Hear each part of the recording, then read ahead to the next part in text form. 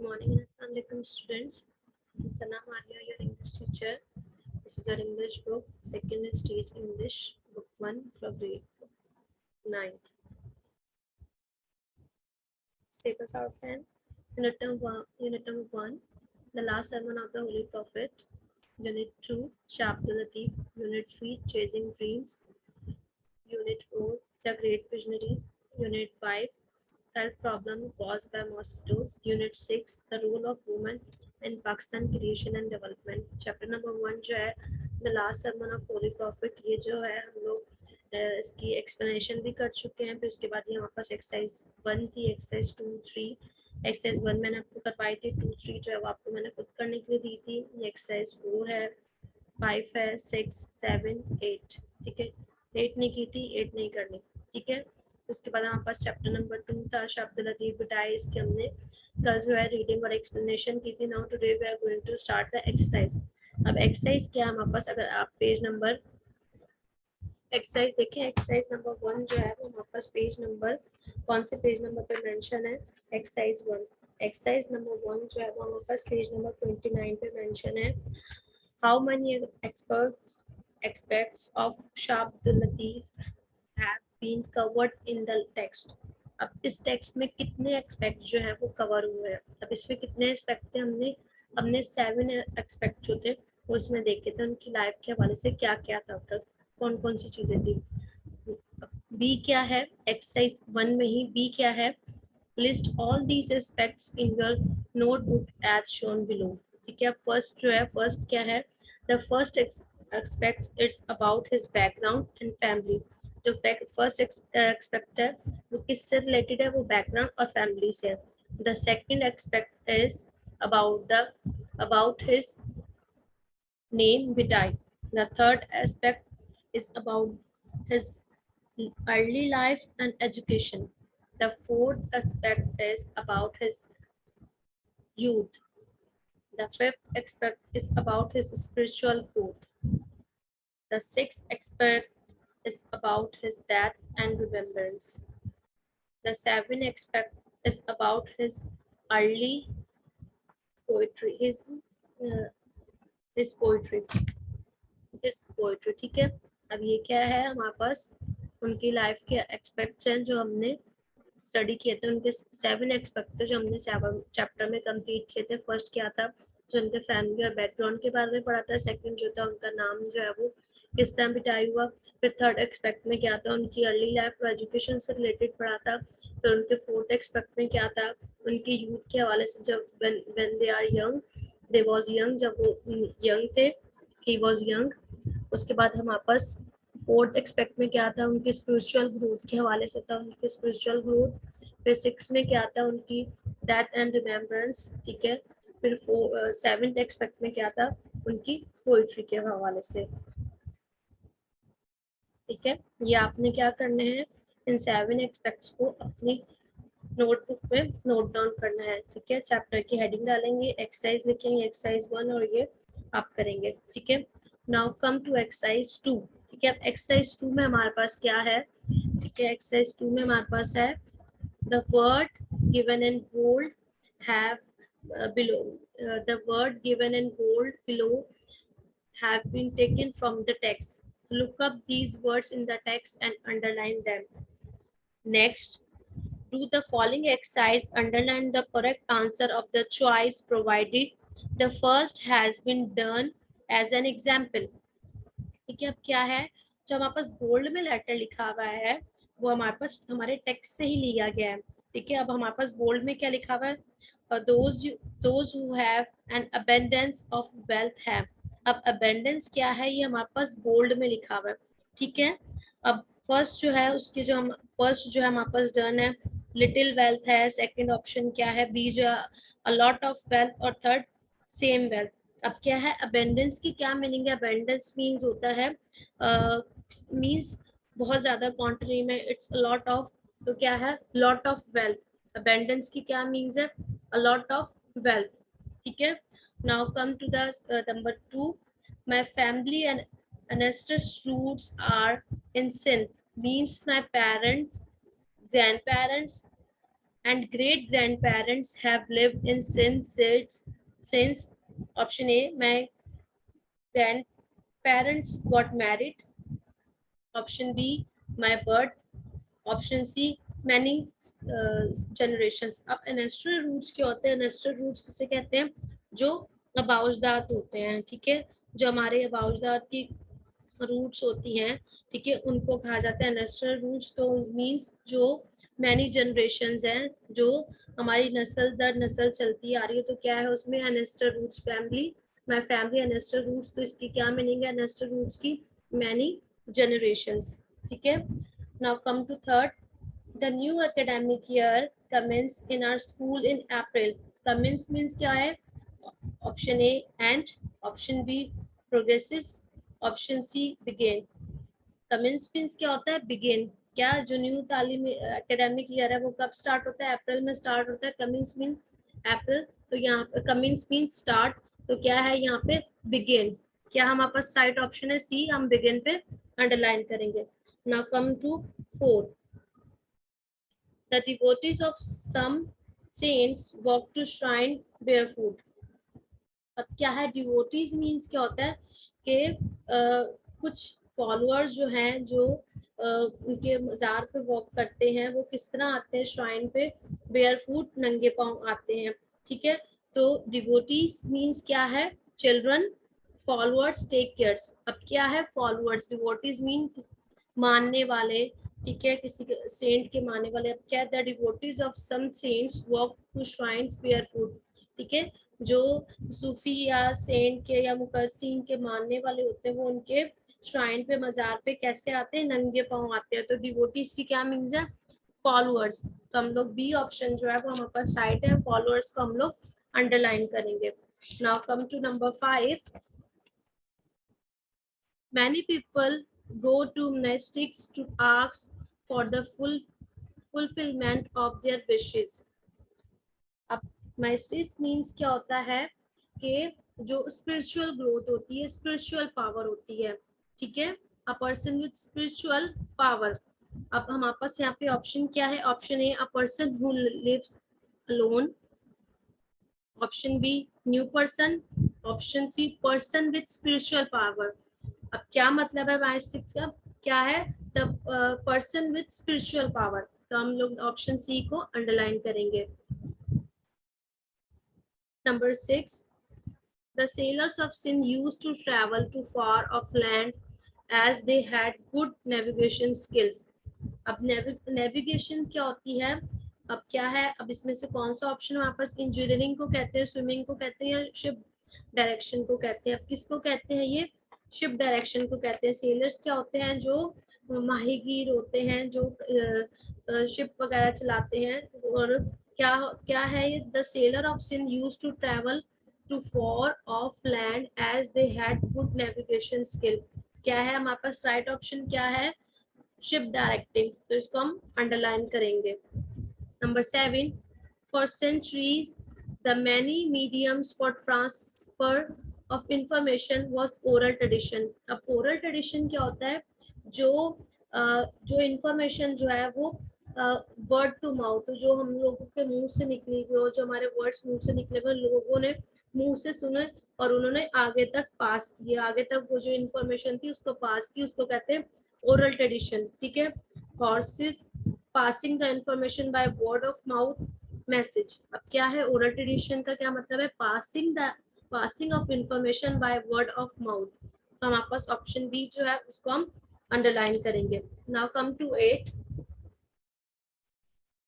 Truly great person reverence as they play a positive role in our lives. Respect and determination. इस पे हम underline करेंगे। रिवेंस का क्या मतलब है? रिस्पेक्ट एंड एडमिरेशन, ठीक है, ऑप्शन सी जो है।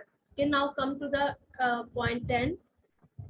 Islam's message of respect is Islam message of peace is universal, as without it there can be no happiness. ठीक है, अब हमारे पास नंबर 10 क्या है? Islam's message of peace is universal, as without that there can be no happiness. अब क्या है इसका मतलब यूनिवर्सल का? Applicable to all the world, all the people in the world, अब सब पे एप्लीकेबल है जो इस दुनिया में रहते हैं। गुड एक्सेप्टेंस, अब इसमें हमारे पास राइट क्या है? बी है। यूनिवर्सल का क्या मतलब है? ठीक है, applicable to all the people in the world. अब क्या है? इस्लाम का जो मैसेज है वो सब पे जो है वो एप्लीकेबल है जो इस दुनिया में लोग हैं।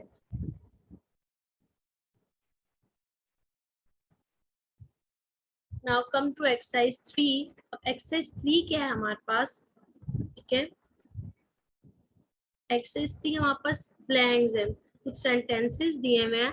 अब इनके अंदर हमने पुट करने हैं words. Work in pair and complete the sentence below with the word written in bold in exercise 2। अब जो एक्सरसाइज 2 में हमारे पास बोल्ड वर्ड लिखे हुए थे, you can use one of the word only once, आपने एक वर्ड को एक दफा यूज करना है। Write the complete sentence in your notebook. अब फर्स्ट क्या है? The dash of Shah Bhitai celebrate his sports every year. अब क्या है? कौन सेलिब्रेट करते हैं? डिवोटीज। अब डिवोटीज मीन्स क्या होता है? फॉलोअर्स, जो चाहने वाले होते हैं, मानने वाले होते हैं। Now two, my mother and I decided to go to Dash to ask him to pray for my father health. अब क्या है? माइस्टिक्स का क्या मतलब होता है? स्पिरिचुअल पावर, जिस पर्सन के स्पिरिचुअल पावर जो है वो बहुत स्पिरिचुअल पावर और स्पिरिचुअल पावर उसकी स्ट्रांग हो। Number 3, this is the dash fact that no living thing can survive without oxygen. अब कोई लिविंग जो है विदाउट ऑक्सीजन के विदाउट जो है वो सर्वाइव नहीं कर सकता। तो हमारे पास क्या है? ब्लैंक में क्या है? Universal fact. ये क्या है? एक यूनिवर्सल फैक्ट है कि कोई भी लिविंग थिंग ऑक्सीजन के बगैर जो है वो सर्वाइव नहीं कर सकता। Number 4, much of what we know about our culture has been passes on to us through oral tradition। ठीक है, काफी कल्चर जो है हमारे पास किस तरह पास हुआ? Oral tradition. ओरल ट्रेडिशन क्या है? जो किसी की सुनी हुई बात है, किसी ने मुंह से बयान की, फिर दूसरे ने सुनी, उसने आगे पहुंचाई। ठीक है, एक मैसेज जो है वो एक से दूसरे तक पहुंचा, जो ज्यादातर जो है वो मुंह से निकली हुई। Oral tradition mean passing the information by word of mouth, means oral traditions. Now come to 5. We have many different dash, but we are all the spring of Adams. Ancestral root means about that. ठीक है, we have many different ancestral root, but we are all the spring of Adam. हमारे जो है we have different ancestral roots के हमारे बाउजदात जो है, बाउजदात के रूट जो है वो different है, but we are all the spring of Adam, लेकिन हम सब जो है वो आदम की औलाद हैं। Fast dash on the first day of Ramzan. ठीक है, फास्ट जो है वो कब? Fasting dash on the first day of Ramzan. Fasting जो है स्टार्ट होता है रमजान के फर्स्ट डे पे। तो क्या आएगा यहाँ पे? कमेंस मीन्स स्टार्ट होना। Fasting commences on the first day of Ramzan. ठीक है, रमजान का जो फर्स्ट डे होता है, रमजान का फर्स्ट डे होता है, उससे रोजे स्टार्ट होते हैं। ठीक है, उसके बाद हमारे पास नंबर 7 है, Pakistan has everything in dash but we need strong politics to make good use of everything that we have. तो क्या है? अबेंडेंस। पाकिस्तान के पास सब कुछ है, but we have to need, हमें किन चीज़ों की जरूरत है? स्ट्रॉन्ग पॉलिसीज की जरूरत है to make good use of everything that we have. जो चीज़ें हमारे पास है उनका हम लोग अच्छे से इस्तेमाल कर सकें, गुड यूज कर सकें उसका। ठीक है, Nelson Mandela won his people revenge for his long struggle for the right of people in South Asia. Nelson Mandela ने क्या जीता? पीपल का जो उनका रिवेंज था। रिवेंज मीन्स क्या होता है? रिवेंज रिस्पेक्ट करना, एडमिराइजेशन करना, तारीफ करना। फॉर हिज लॉन्ग स्ट्रगल, किस वजह से? उन्होंने साउथ एशिया के लोगों के हकूक के लिए क्या एक लॉन्ग स्ट्रगल की थी नेल्सन मंडेला ने। ठीक है, उसके बाद क्या है? Number 9, the art of restless requires hard working and no needs to practice a lot of write beautifully. Restless means क्या होता है? What is the meaning of restless? Restless क्या वर्ड है हमारे पास? The art of dash required hard working and one need to practice a lot of write beautifully. Number 10, the Pakistan Navy has a very good navigation skills. Directing skills means navigation skill के किसी चीज को direct करना, उसके skill जो Pakistan navy के पास बहुत good है। अब हमारे पास नंबर 5 एक्सरसाइज है, सॉरी 4 एक्सरसाइज, हम 4 एक्सरसाइज करेंगे। अब इसमें हमारे पास क्या है, जो शाह अब्दुल लतीफ की लाइफ से जो हमारे पास 7 एस्पेक्ट थे वो हमारे पास लिखे हुए। अब हमने बताना है कि कौन सा एस्पेक्ट कौन से नंबर पे आता है। उनकी जो लाइफ के 7 एक्सपेक्ट थे, ठीक है, अब कौन सा एस्पेक्ट जो है नंबर 1 पे आता है, कौन सा नंबर 2 पे आता है, कौन सा 3 पे आता है, वो हमने सब बताने हैं। Exercise 4, the reading text has 7 aspects that relate to Shah Latif. The following sentence state one key point covered under each aspect. However, these tenses are in jumbled up order. Read the text and write the expect number in blanks provide. The last one has been done for you as an example. अब last जो हमारे पास done हुआ हुआ as an example, अब हमने जो है इन words को, इन सेंटेंस को जो हमारे पास दिए हुए हैं, इनको हमने बताना है कि ये कौन से एक्सपेक्ट पे आता है। He found pleasure in praying, thinking and devotion.